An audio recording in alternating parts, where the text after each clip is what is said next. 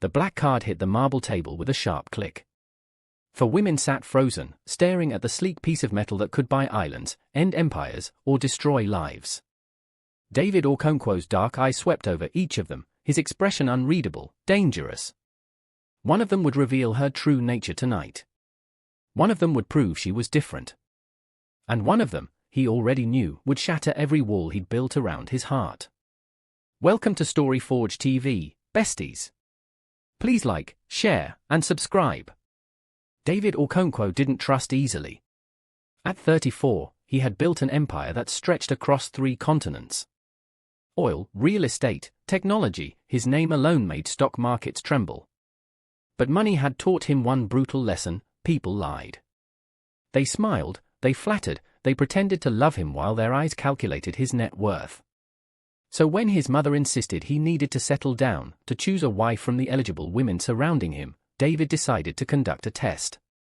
A test that would strip away every mask, every pretense, every carefully rehearsed performance. He invited 4 women to his private estate that Friday evening. His cousin Amora, who had grown up in the same mansion and knew every corner of his world. His executive assistant Kayama, who had worked by his side for 3 years and knew his schedule better than he did. His girlfriend Nadia, a stunning model who graced magazine covers and turned heads wherever she walked. And finally, Obijelli, the maid who cleaned his penthouse every morning, always quiet, always invisible, always there. The dining room glittered under crystal chandeliers as David stood at the head of the table.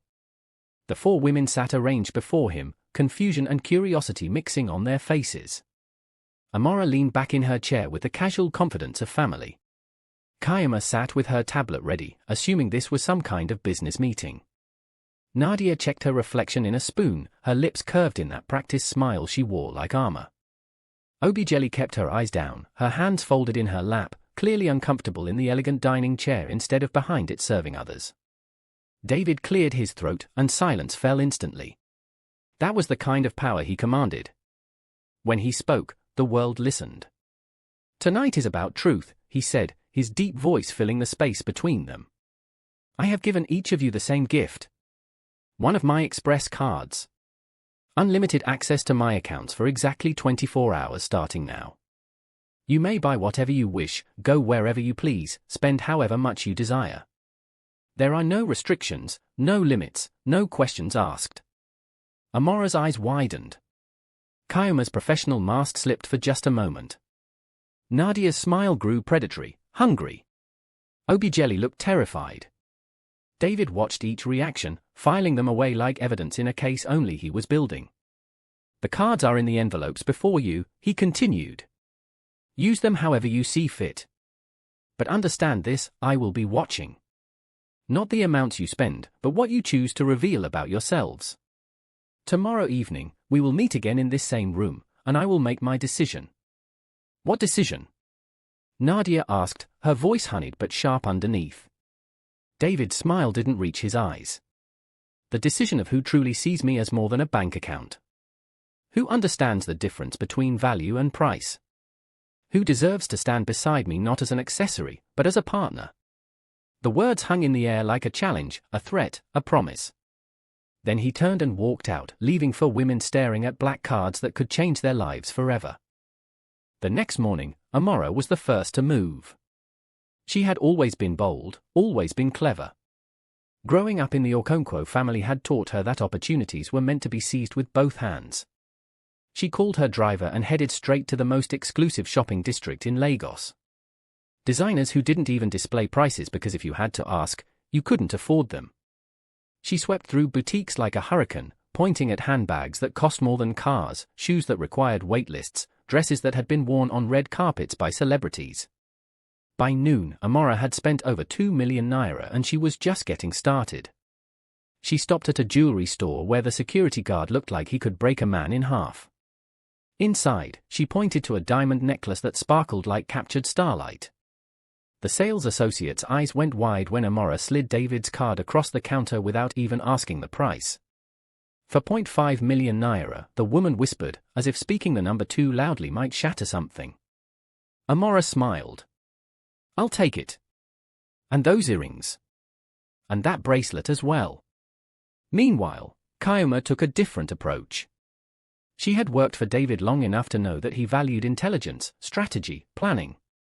She wouldn't waste this opportunity on frivolous shopping. Instead, she went to the bank and requested a meeting with the wealth management team. She used David's card to open investment accounts, to purchase stocks in emerging technology companies, to set up a trust fund that would generate passive income for years. Every decision was calculated, every move strategic. She was showing him that she could multiply his wealth, not just spend it. That afternoon, Kayoma allocated funds to 3 different startup companies that she had researched extensively. One was developing clean energy solutions for rural communities. Another was creating affordable healthcare technology. The third was building educational platforms for underprivileged children. She spent almost 5 million naira in total, but unlike Amora's shopping spree, every kobo was invested in something that would grow, something that would matter, something that proved she thought like a CEO's partner, not just his employee.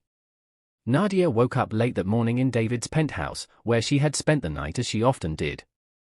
She stretched like a cat in the silk sheets, already planning her day. This was the opportunity she had been waiting for. David was handsome, powerful, and obscenely wealthy.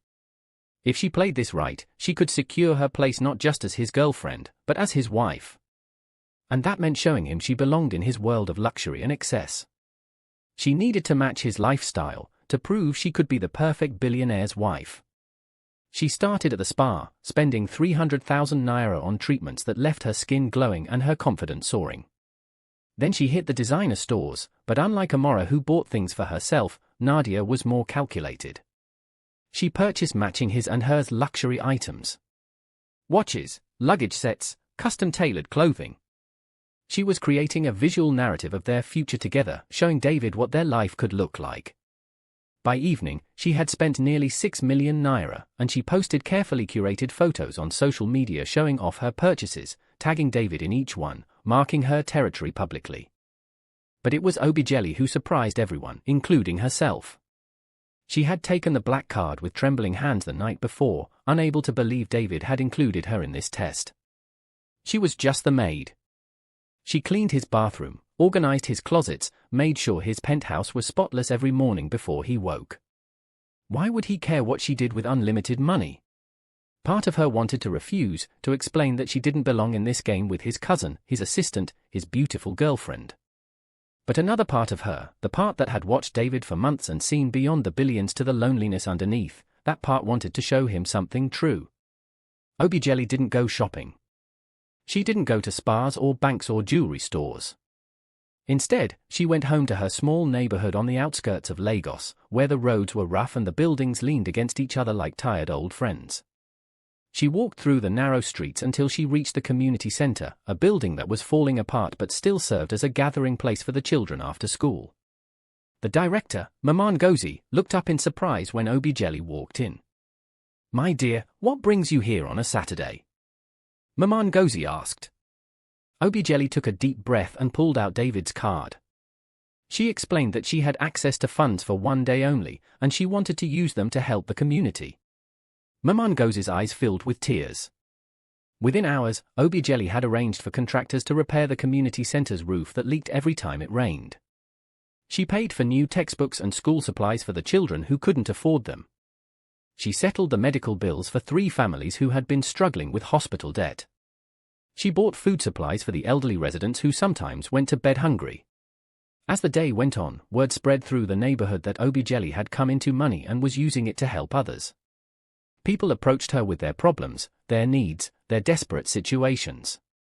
A widow whose husband had died leaving her with 6 children and no income. A young man who needed money for his mother's surgery. A family whose house had burned down. Obijelli listened to each story, and she helped where she could. She didn't buy herself anything. Not a new dress, not a nice meal, not even a pair of shoes to replace the worn ones she had been walking in for months. By the time the sun set, Obijelli had spent 1.8 million naira. Compared to the others, it seemed like a small amount. But in her neighborhood, it was a miracle. Children had books. Families had food. The sick had medicine. The community center had a roof that wouldn't collapse. As she made her way back to her small room that night, Obijelli felt a strange mixture of peace and fear.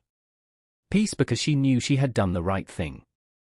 Fear because she suspected David would see her actions as proof that she didn't understand his world, that she didn't belong beside a billionaire who dealt in millions and billions, not in small kindnesses to poor neighbors. That evening, David sat alone in his study reviewing the transaction reports. His financial team had sent detailed breakdowns of how each woman had used his card. He studied the numbers with the same intensity he brought to business deals worth hundreds of millions. Amora had spent on luxury, exactly as he expected. She saw the card as permission to indulge every whim, to collect trophies and status symbols. Kayama had invested wisely, proving her business acumen and strategic thinking. She saw the card as a tool to build wealth, to demonstrate her value as a partner who could help him grow his empire. Nadia had spent the most, but every purchase was designed to bind herself to him publicly. She saw the card as a down payment on marriage, a way to force his hand by creating the image of a couple before he had actually proposed. David's jaw tightened as he looked at the photos she had posted online. She had used his money to buy herself a spotlight, to announce to the world that she was Mrs. Okonkwo before he had even decided if she would be. It felt manipulative, calculated, like a business merger instead of love. Then he came to Obijelli's report, and he stopped. He read through the list of transactions twice, then 3 times. A community center roof. Medical bills for strangers. School supplies. Food for the elderly. Not a single purchase for herself. Not one item that would improve her own life or bring her personal pleasure. She had been given unlimited access to his wealth, and she had used it to serve others. David felt something shift in his chest, something he hadn't felt in years. It was like a door opening in a room he thought had been sealed forever. He stood and walked to the window, looking out over Lagos stretched beneath him like a kingdom of lights. He had built his fortune through ruthlessness, through strategy, through seeing opportunities others missed and seizing them without mercy. He had learned to trust no one, to expect betrayal, to protect himself behind walls of money and power. But Obijelli hadn't tried to impress him. She hadn't tried to prove she belonged in his world. She had simply been herself, and herself was someone who thought of others before herself, who saw need and responded with compassion, who had unlimited wealth for one day and chose to lift her community instead of elevating herself. The next evening arrived with the weight of judgment. The 4 women gathered again in David's dining room, each wearing their confidence differently. Amora lounged in new designer clothes, her diamond necklace catching the light.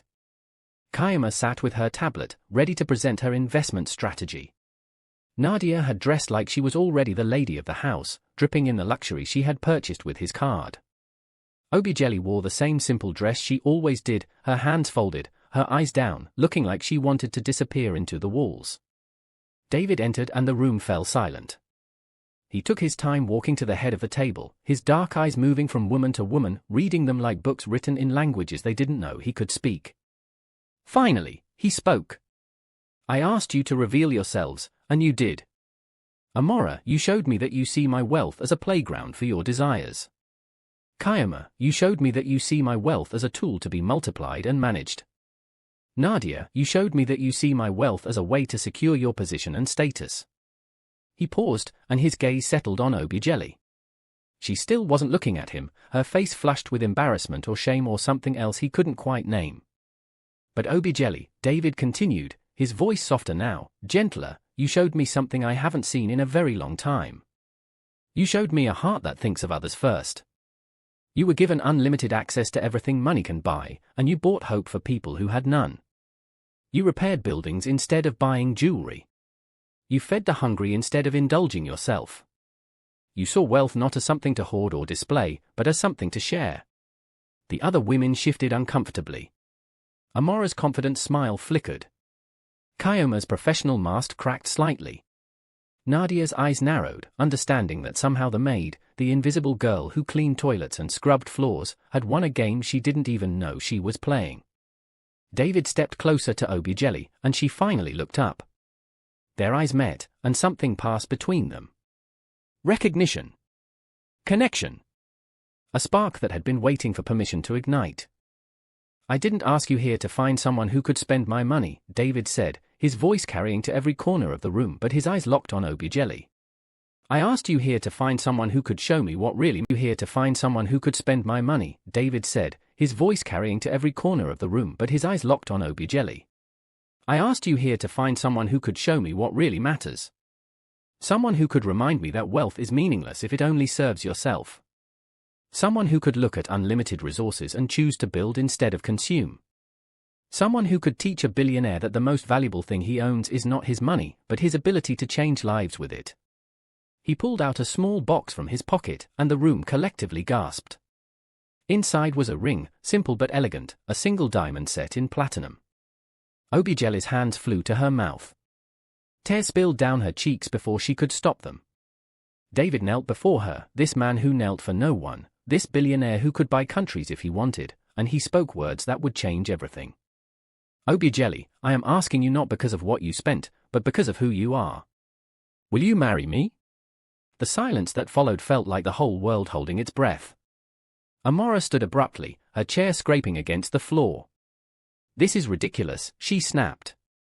You're choosing the maid over your own family? Over women who actually understand your world? David didn't even look at her. I'm choosing the woman who understands what matters. There's a difference. Kayoma closed her tablet slowly, her expression unreadable. Congratulations, she said quietly, professionally, even though something flickered in her eyes that might have been disappointment or relief or both. Nadia was the last to react. She stood with such force that her chair fell backward. You can't be serious, she hissed, her beautiful face twisted with rage. I am perfect for you. I am everything a man like you needs.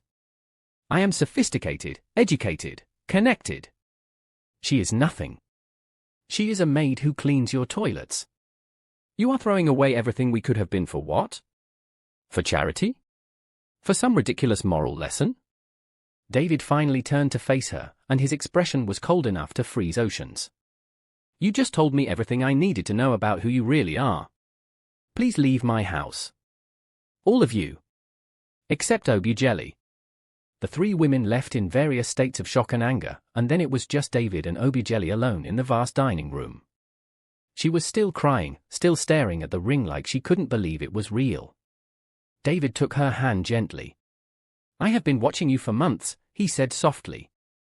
Every morning you come to my penthouse and you treat my space with such care. You organize my life without seeking credit. You smile at my security guards and ask about their families. You are kind to everyone regardless of their position or power. And I realized something. I realized that I was looking for love in all the wrong places. I was looking for someone who could match my wealth when what I needed was someone who could match my heart. Obiageli finally found her voice, though it came out shaky and small. I am just a maid. I don't know how to be a billionaire's wife. I don't know your world. I will embarrass you. I will make mistakes. David shook his head. You are not just anything. You are the woman who saw unlimited wealth and chose compassion. You are the woman who thinks of others before herself. You are exactly who I need beside me. As for my world, he smiled, we will learn together. You will teach me how to use wealth for good, and I will teach you that you deserve every beautiful thing life can offer. She looked at the ring again, then at him, then back at the ring. Slowly, trembling, she extended her hand.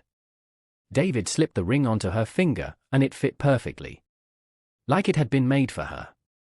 Like this moment had been written in stars long before either of them knew they were searching for each other. He pulled her to her feet and into his arms, and she fit there too, perfectly, like puzzle pieces that had finally found their match. I will spend the rest of my life proving that you made the right choice, he whispered against her hair. She laughed through her tears. I should be saying that to you. The next few weeks passed in a blur of impossible changes. David announced their engagement publicly, and the media exploded. Headlines screamed about the billionaire who chose his maid over models and socialites. Photographers camped outside his estate hoping for photos. Society women who had once ignored Obiageli completely now whispered about her behind hands heavy with jewelry. David's mother, who had been pushing him toward suitable wives from prominent families, nearly fainted when he brought Obiageli home for dinner. But David stood firm, his hand never leaving Obijelli's, his message clear. This is the woman I love. This is the woman I choose. Accept her or lose me. Slowly, resistance began to crack. David's mother spent an afternoon with Obijelli and discovered a young woman who was humble, intelligent, and genuinely kind. She asked about David's mother's health, remembered details from their conversation, offered to help in the kitchen despite protests. By the end of the visit, David's mother pulled her son aside. That girl has something money cannot buy, she said quietly. She has grace. I was wrong to doubt your choice. You have my blessing. But not everyone was happy. Nadia, humiliated and furious, began spreading rumors. She told anyone who would listen that Obijelli had seduced David, that she had trapped him with some kind of manipulation, that their love was fake. She posted scathing comments on social media, hired publicists to plant stories in gossip magazines, even tried to sell an exclusive interview claiming David had promised to marry her before Obijelli stole him away. David's lawyers sent cease and desist letters. The rumors persisted anyway, ugly and persistent like weeds. One evening, Obijelli came home to David's penthouse with tears streaming down her face. She had been shopping for wedding supplies when a group of women recognized her and started hurling insults. Gold digger. Opportunist. She trapped him. She is using him. The words cut deeper than she wanted to admit. David found her curled on the couch, her whole body shaking. He gathered her into his arms, fury burning behind his eyes. Who did this? Tell me their names. She shook her head. It doesn't matter. Maybe they're right. Maybe I don't belong in your world. Maybe I am just a maid who got lucky. David pulled back enough to look at her face, his hands gentle on her cheeks despite the anger radiating from every line of his body. Listen to me, he said fiercely. You are not a maid. You are my partner. My equal. My future wife. Anyone who cannot see your worth is blind, and their opinions mean nothing. Do you hear me? Nothing. She nodded, but doubt still clouded her eyes. David's expression softened. Let me prove it to you. Let me show you how I see you. Let me show the world how I see you. The following week, David held a press conference that stopped traffic in Lagos.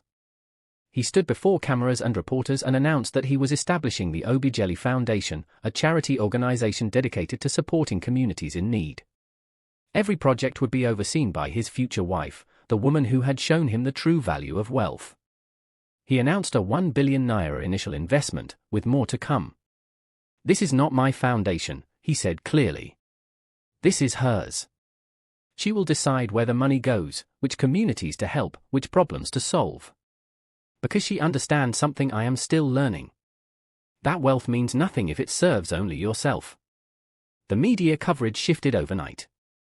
Suddenly reporters wanted interviews with Obijelli, not to tear her down but to understand her vision. Magazines that had mocked her now featured her on covers with headlines like "The Maid Who Became a Philanthropist" and "How One Woman is Changing Nigeria's Billionaire Culture." Invitations poured in for her to speak at conferences, to sit on charity boards, to advise other wealthy families on giving back. Obijelli handled it all with the same quiet grace she had brought to cleaning David's penthouse. She was humble but firm, gentle but clear about her values. But danger was gathering in shadows they didn't see. Amora, David's cousin, had not taken her rejection well. She had grown up believing the Okonkwo wealth would eventually flow to her. When David chose Obijelli, he didn't just choose a wife. He chose where his fortune would go, how it would be used, who would influence his decisions. And Amora saw all of that slipping away into the hands of a girl who used to scrub floors. Jealousy festered into something darker. She began meeting with business rivals, whispering secrets about David's plans, selling information that could damage his empire. One night, 3 months before the wedding, David received a call that made his blood run cold. His security team had intercepted communications suggesting someone close to him was feeding information to his competitors. Deals that should have been confidential were mysteriously known by rival companies. Strategies that should have been secret were being countered before he could implement them. There was a leak, and it was coming from inside his inner circle. David's mind immediately went to Obijelli. Not because he suspected her, but because he knew she would be the easiest target for blame. He was right.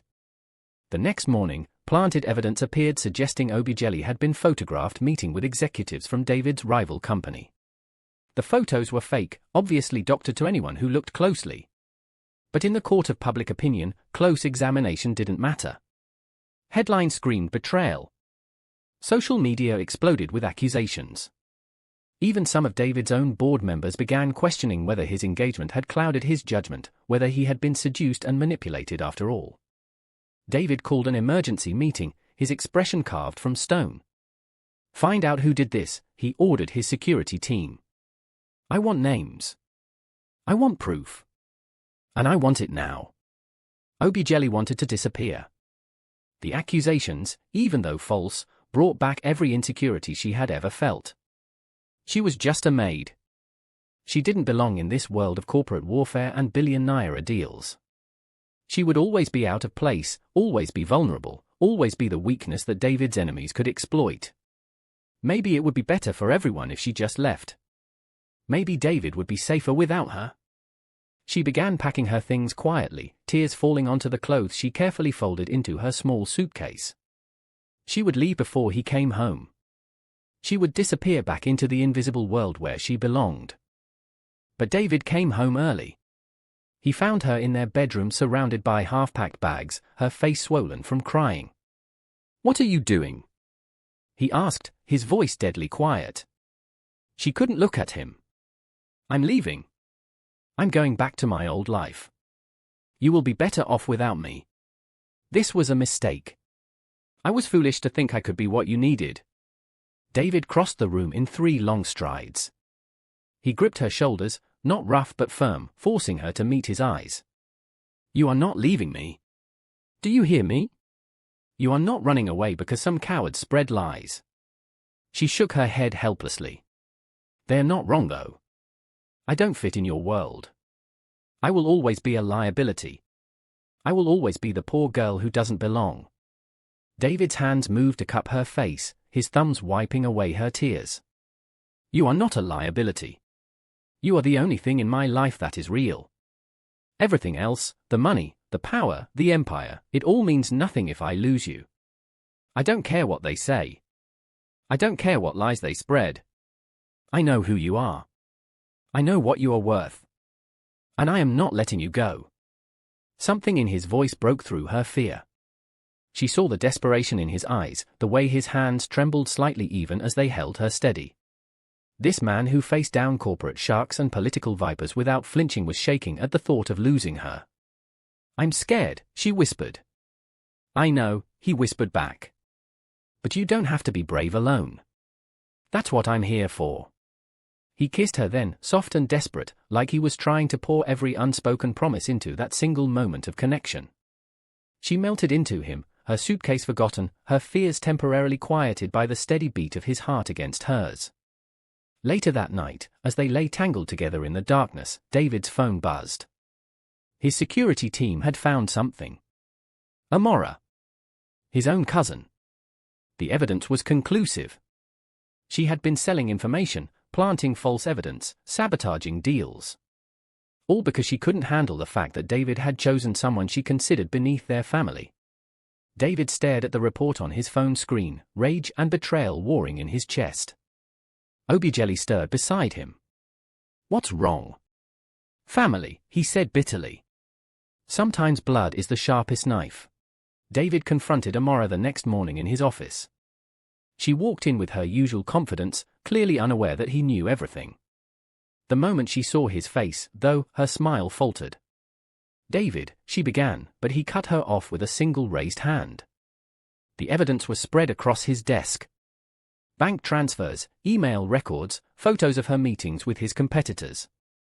Amora's face went pale as she realized she had been caught. She tried to explain, to justify, to claim she was only trying to protect the family from an outsider who would ruin everything. David listened in cold silence, and when she finally ran out of words, he spoke with a finality that left no room for argument. "You are no longer part of this company. You are no longer welcome in this family. You will leave Lagos by the end of the week, and you will never contact me or Obijelli again. If you try, I will prosecute you for corporate espionage and fraud. Do you understand me? Amora's eyes filled with tears, but David felt nothing. She had betrayed him, tried to destroy the woman he loved, and nearly succeeded in tearing apart everything he had built. Forgiveness was not an option. Security escorted her out while she screamed threats and accusations, her voice echoing down the marble hallway until the doors finally closed behind her. Obijelli heard about the confrontation later that evening. David came home looking exhausted, the weight of family betrayal heavy on his shoulders. She held him without words, understanding that sometimes the deepest wounds were the ones inflicted by people you trusted most. That night, wrapped in each other's arms, they made a silent promise. Whatever came next, they would face it together. No more running. No more doubting. No more allowing the world to define their love. The wedding planning resumed with renewed energy. David insisted on making it a public celebration, a statement that their love had survived every test and emerged stronger. The ceremony would be held at the National Cathedral, with a reception at his family estate that would host over 1,000 guests. Obijelli wanted something smaller, more intimate, but David was firm. I want the world to see what I see when I look at you. I want everyone to know that you are mine and I am yours. There will be no more whispers, no more doubts, no more questions. 3 weeks before the wedding, Kyoma requested a private meeting. She arrived at David's office looking professional as always, her expression carefully neutral. I wanted to apologize, she said quietly. For what? David asked, genuinely confused. Kyoma took a breath. For how I spent your money during the test. I thought I was being smart, strategic, showing you I could be a business partner. But I missed the point entirely. You weren't looking for someone to help you make more money. You were looking for someone to help you use it for something that matters. I see that now. I see why you chose her. David leaned back in his chair, studying her thoughtfully. You are an excellent assistant, Kyoma. One of the best I've ever had. But Obijelli is my heart. There's a difference. Kyoma nodded, a sad smile touching her lips. I know. And I'm happy for you. Both of you. She paused at the door before leaving. For what it's worth, I think she will be good for you. She will keep you human in a world that tries to turn billionaires into machines. David watched her leave, grateful that at least one person from that initial test had found peace with his choice. The night before the wedding, David couldn't sleep. He stood on the balcony of his penthouse, looking out over Lagos glittering beneath him like scattered jewels. Tomorrow he would marry a woman who had cleaned his flaws and won his heart. A woman who had shown him that wealth without compassion was poverty of the worst kind. A woman who made him want to be better, not just richer. He heard soft footsteps behind him and smiled without turning. You're supposed to be at your own place tonight. It's tradition. We're not supposed to see each other before the wedding. Obijelli wrapped her arms around him from behind, pressing her cheek against his back. I couldn't sleep. Too many thoughts. David turned in her embrace, pulling her close. Scared? She shook her head. Excited. Grateful. A little overwhelmed. But not scared. Not when I'm with you. He kissed her forehead, breathing in the simple soap she still used despite having access to the most expensive perfumes in the world. That was Obijelli. Unchanged by wealth, unimpressed by luxury, still grounded in the values that had made him fall in love with her in the first place. Tomorrow, he murmured against her hair, you will officially become Mrs. Okonkwo. How does that feel? She pulled back enough to meet his eyes, and what he saw there took his breath away. Like coming home, she said simply. Like finding the place I was always meant to be. They stood together in the darkness, the city breathing below them, the future stretching bright and uncertain ahead. But they had each other. And somehow, that made everything else manageable. The wedding day arrived with golden sunshine and a sky so blue it looked painted. The National Cathedral overflowed with guests, from government ministers to street vendors from Obijelli's old neighborhood who had been personally invited by the bride. David stood at the altar in a custom-tailored tuxedo, his heart pounding as the music swelled. And then she appeared at the end of the aisle, and everything else disappeared. Obijelli wore a wedding gown that had been designed specifically for her, elegant and simple, without excessive lace or beading, just clean lines that showcased her natural beauty. Her hair was styled in intricate braids woven with small flowers, her makeup subtle and glowing. But it was her face that stopped David's breath. She was radiant. Not with expensive makeup or designer clothes, but with pure joy.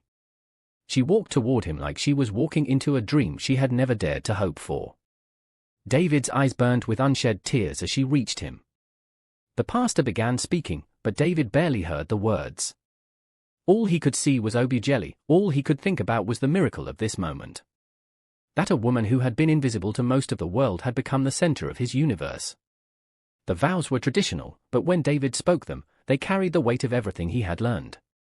I promise to love you not for what you can give me, but for who you are. I promise to use my wealth to serve others as you taught me.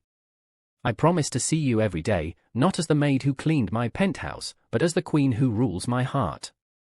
Obiageli's vows were simpler. I promise to remind you every day that you are more than your money. I promise to love you in poverty and in wealth, in sickness and in health, in scandal and in celebration. I promise to be your partner in building a legacy that matters. When the pastor pronounced them husband and wife, the cathedral erupted in cheers. David pulled Obiageli into his arms and kissed her like he was sealing a promise written in eternity. The reception was lavish but warm, filled with laughter and music and dancing. David's mother wept happy tears as she welcomed Obiageli officially into the family. Street children from Obiageli's old neighborhood performed a dance they had choreographed themselves. Business associates who had doubted the marriage found themselves charmed by the bride's genuine warmth and intelligence. Later, as David and Obiageli cut their wedding cake, someone called out, "Speech! Speech!" David took the microphone, his arm around his wife, and spoke from the heart. 3 months ago, I gave for women access to unlimited wealth. I told myself I was testing their character, their values, their priorities. But the truth is, I was testing myself. I was trying to see if I still had the ability to recognize love when it was standing right in front of me. He looked down at Obiageli, his eyes soft. This woman didn't buy diamonds or invest in stocks or post photos online trying to claim me. She saw people in need and she helped them. She saw a community struggling and she lifted them up. She showed me what real wealth looks like. And it has nothing to do with money. The crowd applauded, but David wasn't finished. So today I am making an announcement. The Obiageli Foundation will be expanded. We are committing 10 billion naira over the next 5 years to community development, education, healthcare, and poverty relief. Every project will be led by my wife, because she understands better than anyone that wealth is a responsibility, not a trophy. The applause became deafening. Obiageli buried her face in David's shoulder, overwhelmed by emotion. He held her close, whispering in her ear, "This is just the beginning, my love. We're going to change the world together." 6 months into their marriage, life had settled into a beautiful rhythm. Obiageli ran the foundation with passion and efficiency, traveling to communities across Nigeria to understand their needs personally.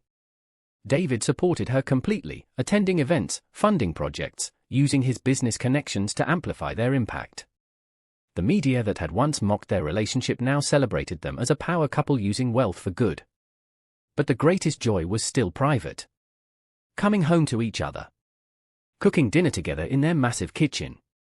Watching movies on the couch. Talking late into the night about dreams and fears and everything in between. One evening, Obiageli came home looking pale and shaky. David immediately noticed, his protective instincts flaring. "What's wrong? Are you sick? Should I call the doctor?" She shook her head, tears streaming down her face, but she was smiling. "David, I'm pregnant. We're going to have a baby." Time stopped. David stared at her, his brain trying to process the words. Then joy exploded through him like fireworks. He swept her into his arms, spinning her around, laughing and crying at the same time. A baby. They were going to have a baby. The pregnancy brought new challenges. Obiageli struggled with morning sickness that lasted all day. David hired the best doctors, arranged for specialists to monitor her constantly, insisted she reduce her foundation work to focus on rest.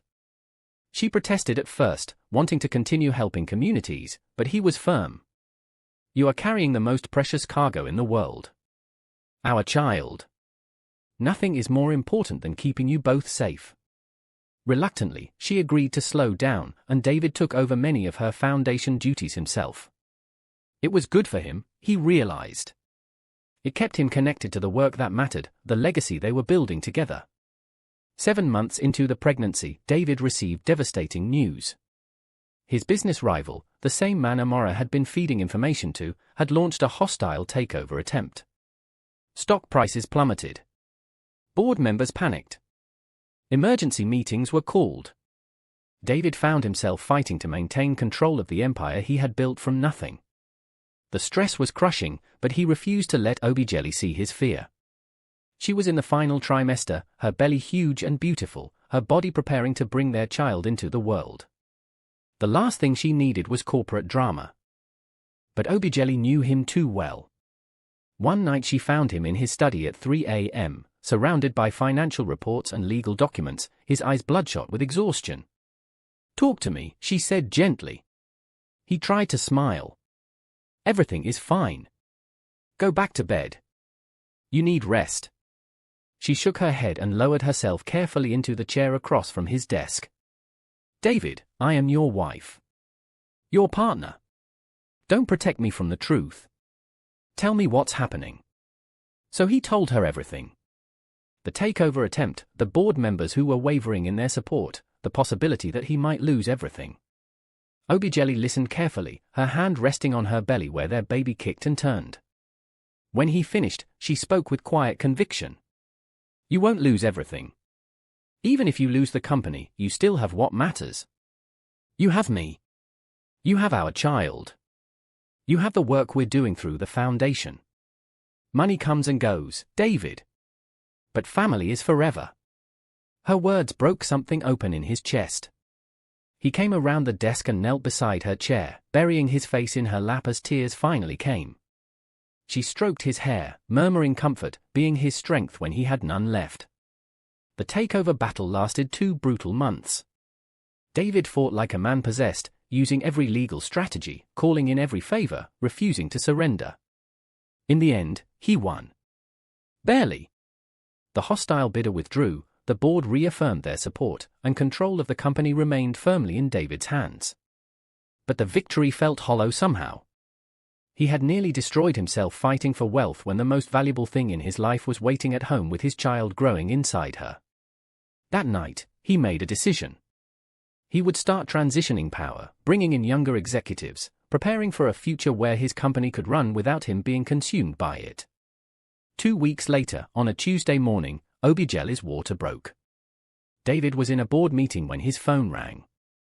He answered to hear her voice, calm but urgent. "It's time. The baby is coming." He was out of the boardroom in seconds, leaving confused executives staring at his abandoned presentation. His driver broke every speed limit getting to the hospital. David burst through the maternity ward doors to find Obijelli already in labor, her face twisted with pain but her eyes bright with determination. He grabbed her hand and didn't let go for the next 14 hours. The delivery was long and difficult. There were moments when the doctors looked worried, when machines beeped warnings, when David felt terror grip his throat. But Obijelli was strong. She had survived poverty, public humiliation, betrayal by people who should have protected her. She would survive this too. And she did. At 3:47 a.m., their daughter was born, tiny and perfect and screaming with healthy lungs. The nurse placed her in Obijelli's arms, and David looked at his wife holding their child, and he knew he was looking at the entire meaning of his life. They named her Chidima, meaning God is good, because that was the only explanation for the miracle of their love. David had given 4 women his express card to test their character. 3 had shown him exactly what he expected, variations of greed and ambition and self-interest. But one precious woman had shown him compassion.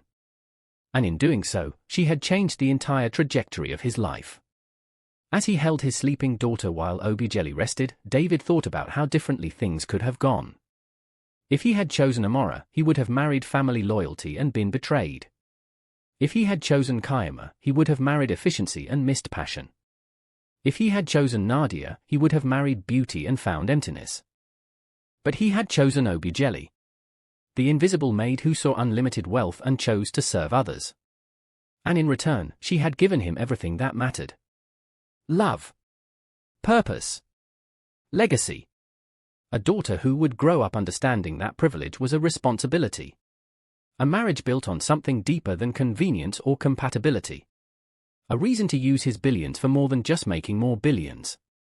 As the sun rose over Lagos, painting the hospital room in golden light, David whispered a promise to his sleeping wife and baby. I will spend the rest of my life being worthy of this gift. I will build a world where kindness matters more than money. I will raise our daughter to see people, not positions. And I will love you both until my last breath. Obijelli stirred, her eyes opening to find him watching them.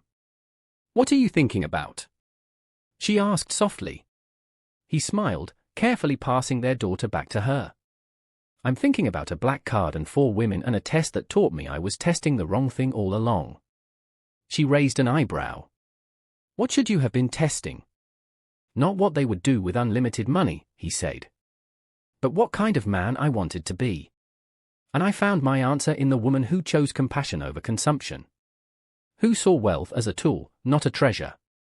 Who taught a billionaire that the most valuable things in life cannot be bought.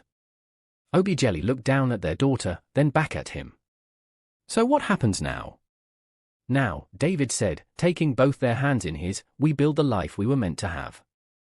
We raise Chidinma to understand that money is a responsibility, not a right. We continue the foundation work. We support communities that need us.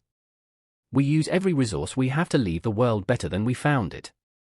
And we love each other through every challenge, every triumph, every ordinary moment in between.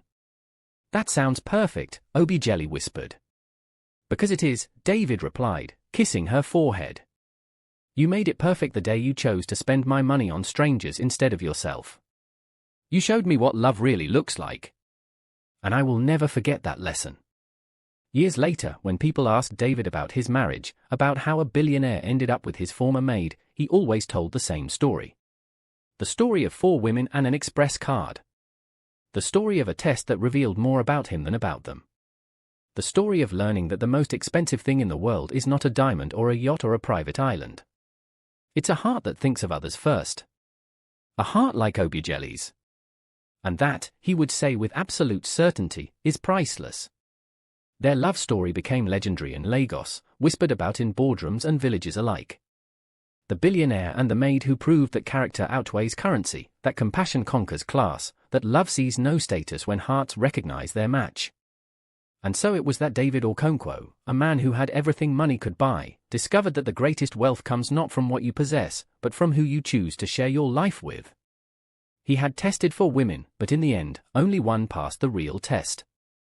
The test of being exactly who she was, regardless of who was watching. The test of using privilege to serve instead of using poverty as an excuse. The test of loving a broken man back to wholeness, one quiet act of kindness at a time. Obijelli hadn't bought luxury. She had bought hope. And in doing so, she had won not just his express card, but his heart, his future, and his eternal devotion. This, David would tell his daughter years later, is the difference between price and value. Price is what you pay. Value is what you get. And your mother, my darling Chidinma, is the most valuable person I have ever known. Not because of what she bought, but because of what she chose to become. A woman who changed a billionaire's life by reminding him what really matters. Love. Family. Legacy. Service. These are the currencies that truly count. And they all lived happily, knowing that their love had been tested by fire and emerged as gold, refined and unbreakable, a testament to the truth that the best things in life aren't things at all.